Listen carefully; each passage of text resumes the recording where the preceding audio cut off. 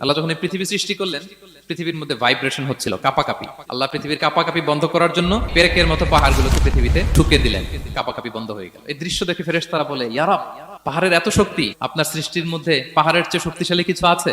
আল্লাহ বললেন আছে। সেটা কি? আল্লাহ বললেন সেটা লোহা, কারণ লোহা দিয়ে পাহাড় কাটা যায়, ঠিক কিনা? লোহার কথা শুনে ফেরেশতারা অবাক। ফেরেশতারা প্রশ্ন, তাহলে আপনার সৃষ্টির মধ্যে লোহার চেয়ে শক্তিশালী কিছু আছে? আল্লাহ বললেন আছে। কি সেটা? আন্নার, আগুন। কারণ আগুন লোহাকে কি করে? গলিয়ে ফেলে। ফেরেশতারা শুধু অবাকই হচ্ছে। ফেরেশতারা বলে, আগুনের চেয়ে শক্তিশালী কিছু আছে? আল্লাহ বলে আছে, আলমা, পানি। কারণ আগুনে দাউ দাউ করে জ্বলে ওঠা আগুনের মধ্যে পানি দিলে আগুন অস্তিত্ব হারায়। ফেরেশতারা শুধু অবাকই হচ্ছে। তারা বলে, তাহলে পানির চেয়ে শক্তিশালী কিছু আছে? আল্লাহ বলেন আছে, আর রিহ, বাতাস।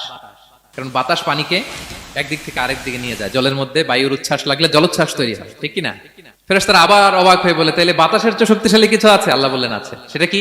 বলতেছে বনি আদম। ওই মানুষ শক্তিশালী যে গোপনে দান করে।